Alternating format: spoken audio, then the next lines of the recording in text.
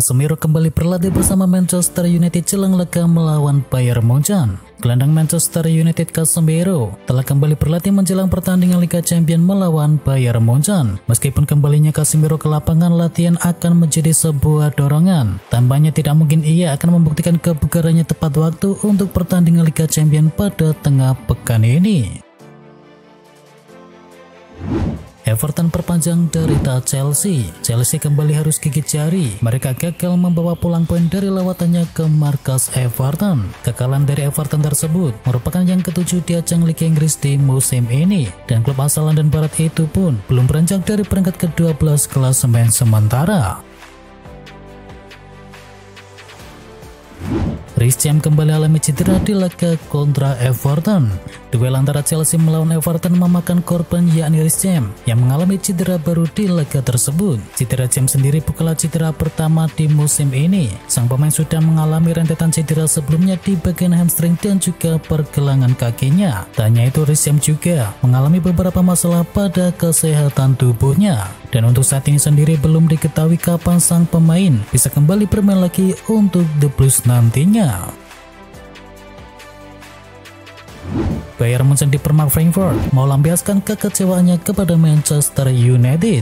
Bayern Munchen diketahui kena bantai di markas Eintracht Frankfurt. Dorotan amat kecewa dengan hasil tersebut dan ingin melampiaskan kekecewaannya di markas Manchester United. Dorotan mengalami kekalahan perdana di musim kali ini, sekaligus kekalahan terbesar mereka sepanjang 4 tahun terakhir. Thomas Tuchel meminta timnya untuk segera bangkit dan menata pertandingan Liga Champions ketika berhadapan dengan Manchester United.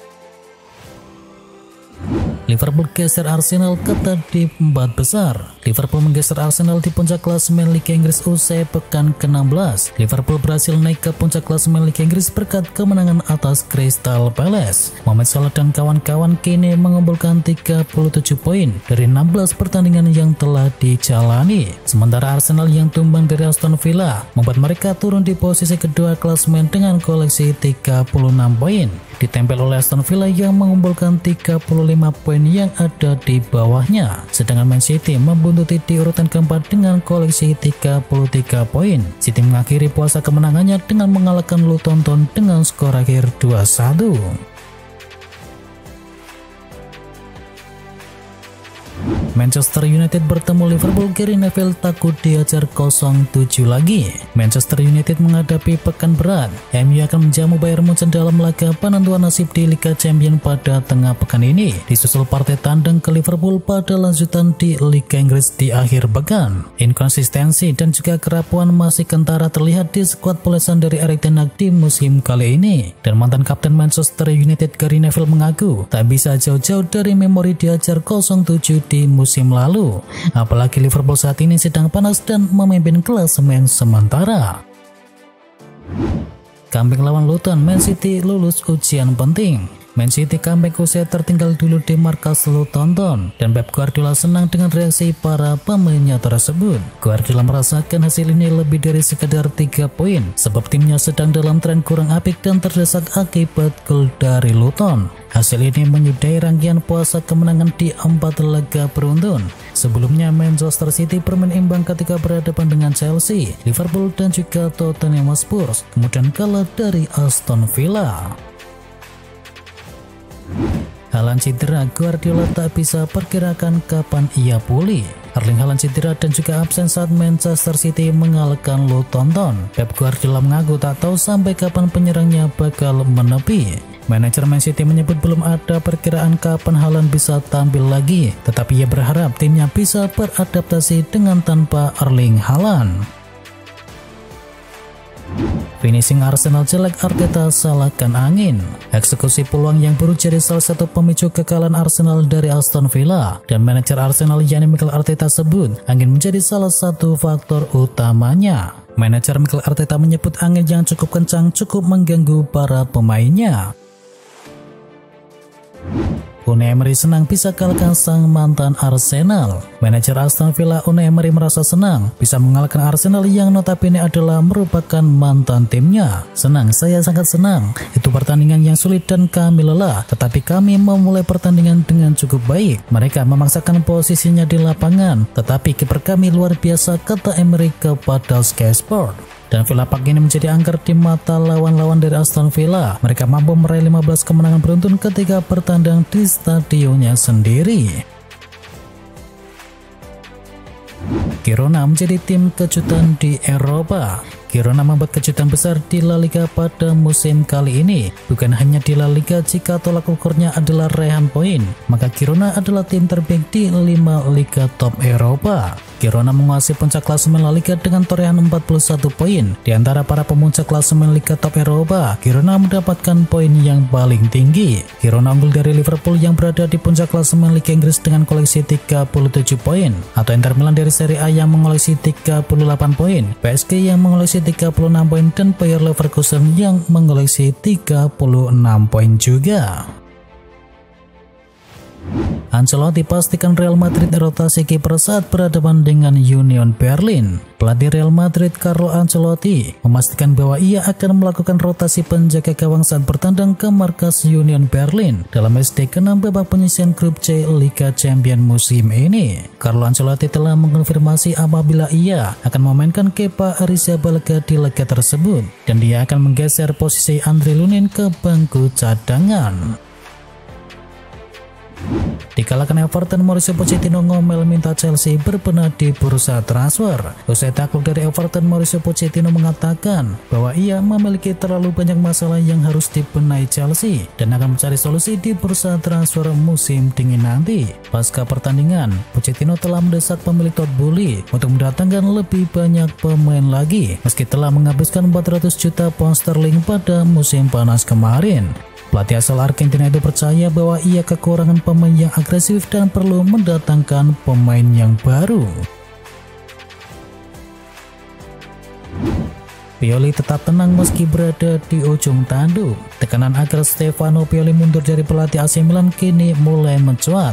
AC Milan belum juga mampu tampil konsisten di musim ini. Pada 5 laga terakhir, Rossoneri 2 kali menang, 2 kali kalah, dan 1 kali seri. Dan kini pelatih AC Milan yakni Stefano Pioli tentu saja menjadi sosok yang paling disorot untuk laju tak apik dari AC Milan tersebut. Dan tekanan dari fans AC Milan agar dirinya segera mundur pun kian mencuat. Jika Milan tersingkir dari ajang Liga Champions, posisi Pioli tentu semakin berada di ujung tanduk. Menghadapi situasi ini, Pioli berusaha untuk tetap tenang dan tak ingin terlalu memikirkan tekanan yang hadir untuk dirinya.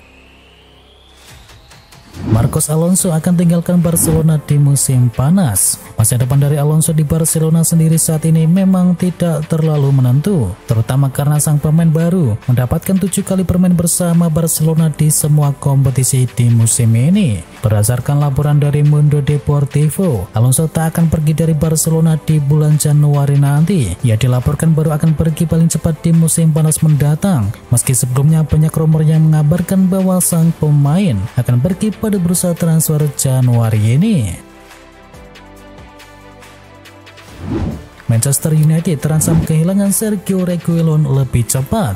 Manchester United siap-siap terpukul karena terancam kehilangan Sergio Reguilon lebih cepat di bursa transfer Januari. Pelatih Manchester United Erik ten Hag baru saja mengakui bahwa Sergio Reguilon dapat pulang ke Tottenham Hotspur pada Januari mendatang karena ada break clause dalam kontraknya. Di tengah ketiadaan Reguilon, Destiny Udogie menjadi bek kiri andalan Tottenham Hotspur, asuhan dari Ange Postecoglou. Tetapi sayangnya Spurs saat ini tengah diterpa badai cedera besar. Oleh sebab itu ada kans bahwa klub asal London itu akan memanggil pulang mantan pemain dari Real Madrid itu guna menambah kedalaman dari skuad Tottenham Hotspur.